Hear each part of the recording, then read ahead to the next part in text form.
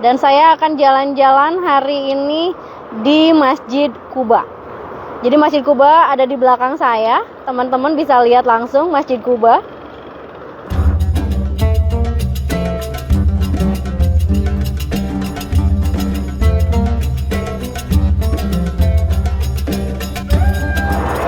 Assalamualaikum Sobat Kompas.com semuanya, balik lagi bareng Reni. Hari ini hari Senin, jam 8.28. Beberapa teman MCH sedang melakukan sholat duha, dan saya akan jalan-jalan hari ini di Masjid Quba. Jadi Masjid Quba ada di belakang saya, teman-teman bisa lihat langsung Masjid Quba.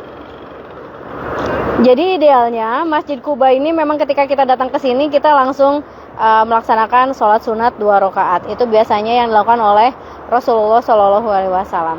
Kita akan lihat di Masjid Quba itu ada apa aja dan seperti apa sejarahnya. Nanti saya lagi nungguin Pak Ubay juga karena beliau lagi sholat dulu, sholat sunat dan termasuk juga sholat duha dan sholat sunat yang lainnya. Nanti kalau misalnya Pak Ubay udah datang, kita akan ngobrol lebih jauh tentang sejarah dari Masjid Quba. Tapi sebelum kita ngobrol sama Pak Ubay, saya akan ajak teman-teman semua untuk melihat ada apa aja sih di Masjid Quba. Salah satu tempat yang biasanya diziarahi oleh jamaah haji Indonesia.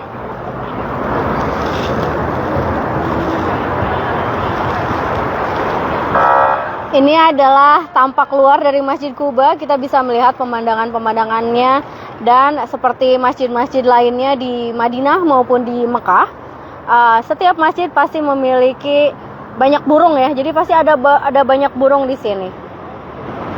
Burung-burung ini memang sengaja dipelihara. Kenapa? Karena memang burung-burung ini adalah kesayangan dari Siti Aisyah.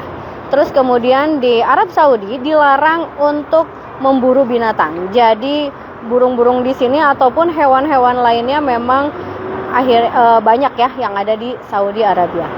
Di depan saya adalah tampak luar dari Masjid Quba.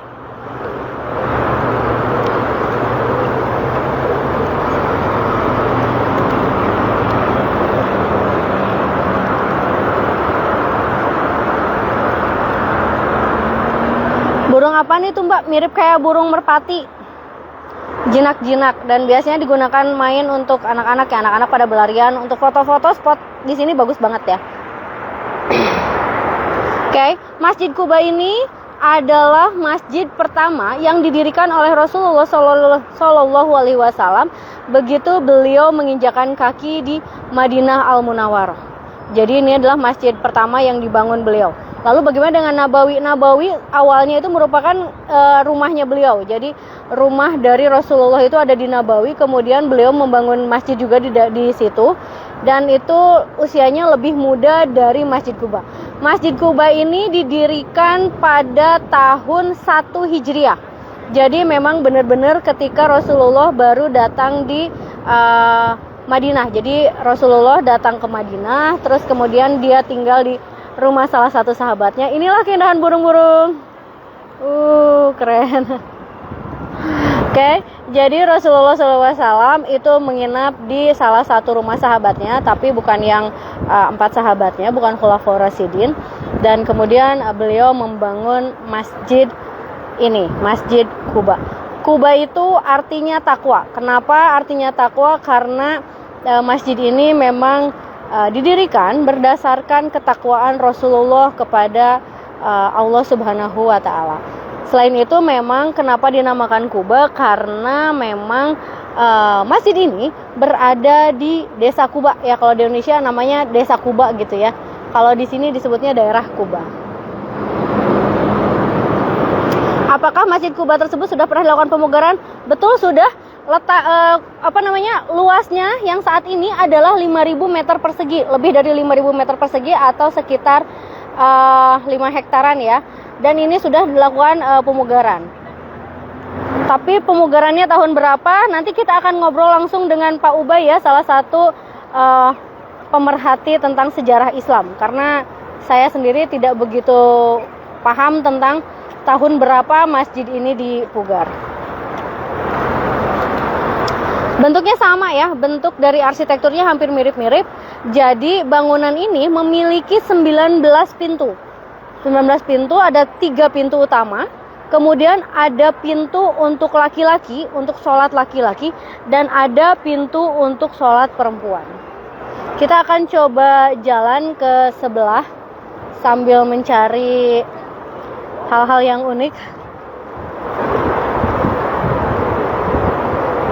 Sudah berapa kali pemugaran, nanti kita akan ngobrol sama Pak Ubay ya. Saya masih nunggu Pak Ubay, Pak Ubaynya masih sholat zuha.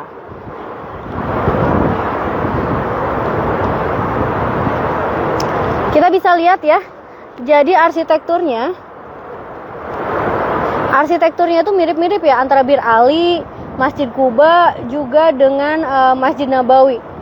Bentuknya mirip-mirip. Arsitekturnya ini memang katanya dipengaruhi oleh arsitektur kejayaan Bani Umayyah, atau memang ada juga pengaruhnya dari zaman Romawi. Kita bisa lihat menaranya yang tinggi.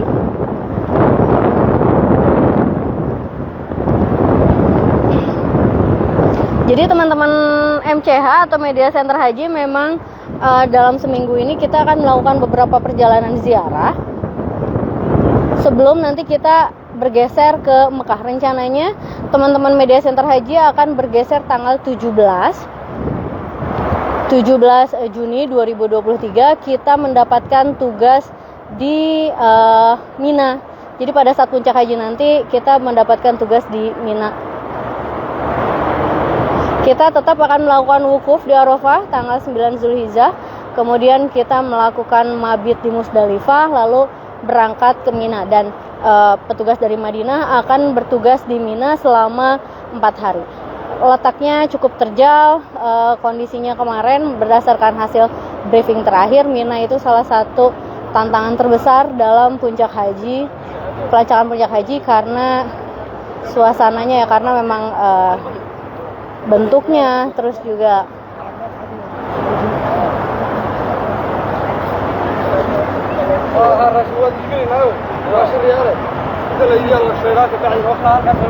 ini adalah bentuk samping dari Masjid Kuba.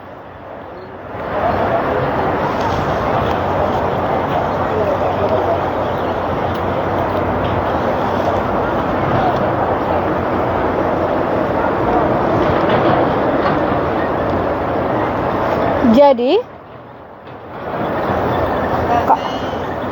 kalau semisalnya sahabat kompas.com ingin mengetahui tentang salah satu sejarah Masjid Kuba, salah satu potongan ayatnya ada di dalam surat At-Taubah.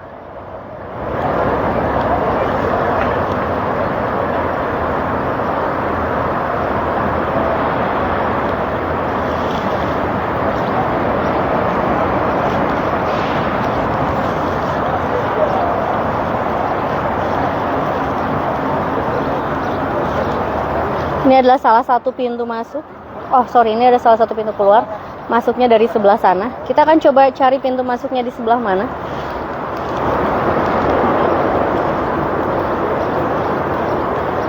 Untuk majamah masjid di Kuba, berapa kapasitas yang bisa ditampung? Ini mencapai ribuan yang pasti.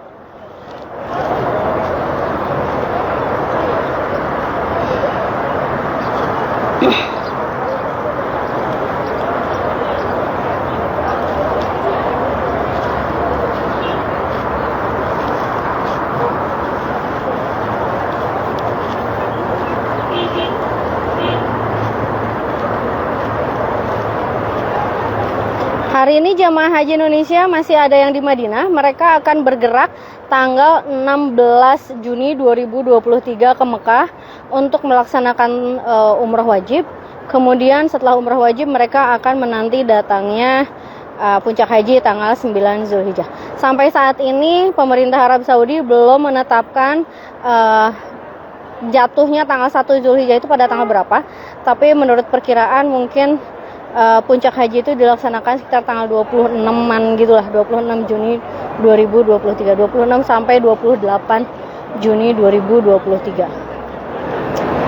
Saat ini di Madinah cuaca terik, mencapai suhunya 43 derajat Celcius, dan di Mekah lebih panas lagi, sudah berada di 45 derajat Celcius, dan katanya kemungkinan besar pada saat puncak haji nanti akan menginjak di 50 derajat Celcius karena berbarengan dengan puncak panas di Arab Saudi. Pada masa itu juga pada masa pematangan dari buah kurma. Jadi kalau misalnya jamaah haji ingin membeli kurma yang lebih murah, biasanya mereka membeli setelah puncak haji selesai, karena setelah puncak haji selesai biasanya kurmanya udah pada matang, jadi lagi panen, jadi harganya lebih murah. Ini adalah keriuhan di pintu masuk. Ibu namanya siapa, Bu? Ibu Indah. Ibu Indah. Ya. Bu, ini sudah berapa hari di Madinah? Saya datang hari Sabtu, berarti berapa ini? 3 hari ya? Ya, betul. Sudah kemana 4 hari. Bu? Baru di Madinah kemarin, terus keliling sekitar masjid. Hari ini baru keluar city tour. Oh, hari ini baru city tour ke Kuba ya? Ke Kuba. Rencananya nanti kemana lagi, Bu? Ke Uhud, Jabal Uhud, terus ke kurma itu. Kayaknya itu aja, Ya? kebun kurma. Ini juga nggak, Bu, ke percetakan Al-Quran?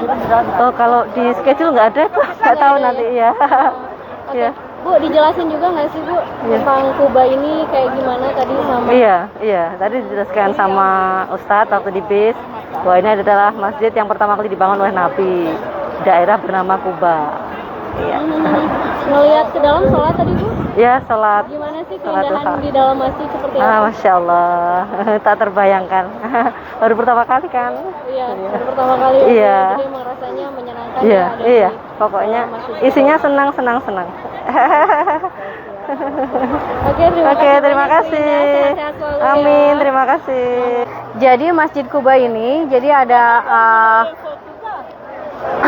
jadi kalau misalnya kita sholat di sini 2 rakaat, itu pahalanya sama dengan umroh. Itu ada salah satu hadis yang mengatakan seperti itu. Ini adalah kemeriahan di Masjid Kuba. Tidak hanya jamaah Indonesia, karena jamaah Indonesia sebagian sudah berangkat ke Mekah. Ini tuh ada banyak jamaah haji dari Pakistan, Turki, dan juga kemarin tadi saya lihat ada dari India, terus kemudian dari beberapa tempat.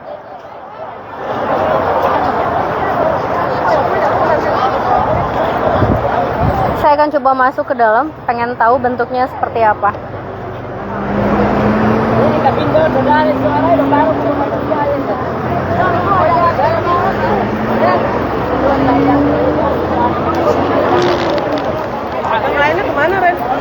Tadi ada, sekarang pada bubar.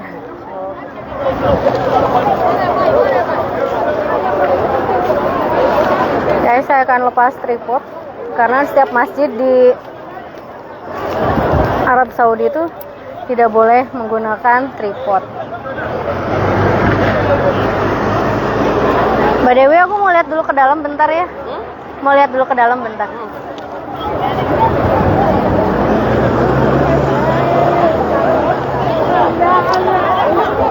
Ini adalah tempat sholat untuk laki-laki, ada tulisan men's prayer, terus kemudian ada tulisan woman prayer.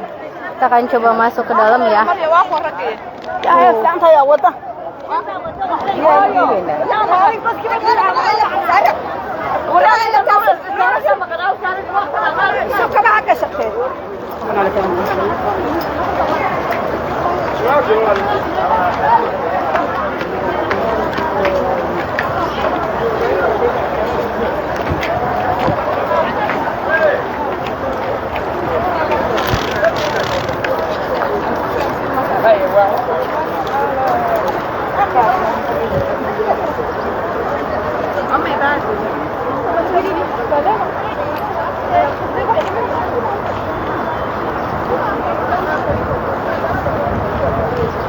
Dan ini adalah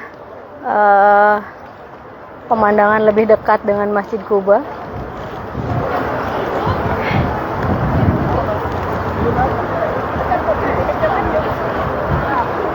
Selalu ada tempat penyimpanan sandal. Terus kemudian ini saya akan menuju tempat sholatnya.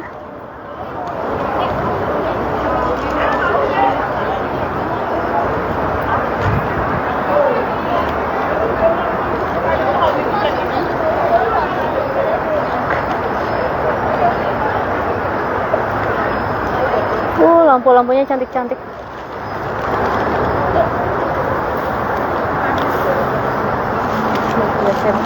Iya Ibu.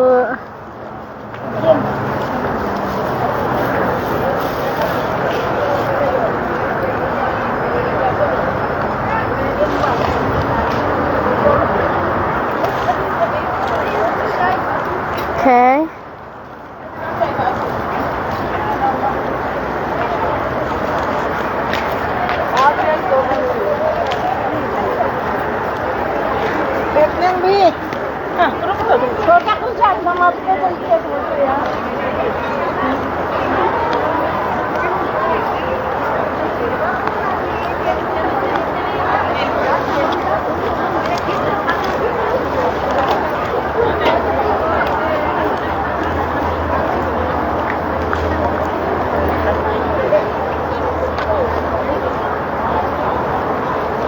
Kangen banget sama Masjid Kuba, mudah-mudahan bisa kesini lagi ya.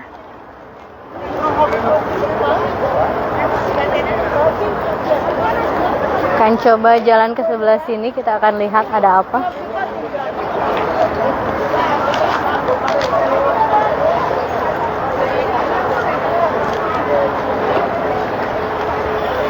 Oh, di sana merupakan tempat wudhu.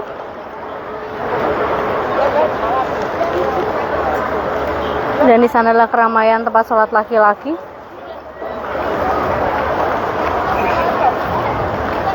Oke. Kita akan keluar lagi teman-teman semuanya.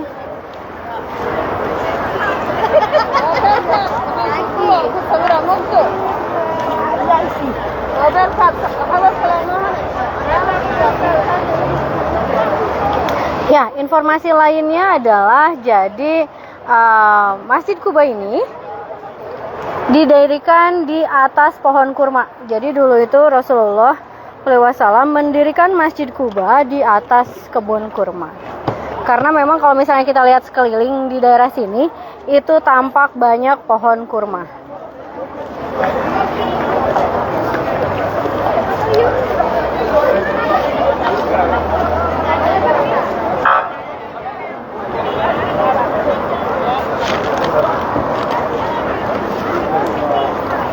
Itu merupakan pohon kurma yang saya maksud. Di depan saya itu ada banyak sekali pohon kurma. Ada banyak sekali pohon kurma. Jadi memang dulu di sini tuh adalah kebun kurma.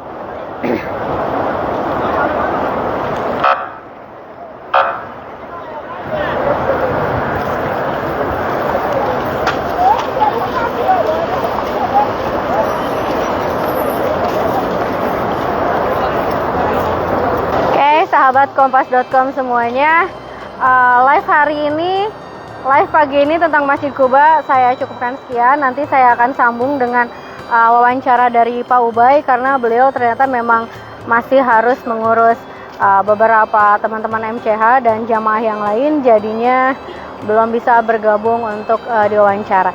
Terima kasih banyak, sampai bertemu di lain kesempatan. Assalamualaikum.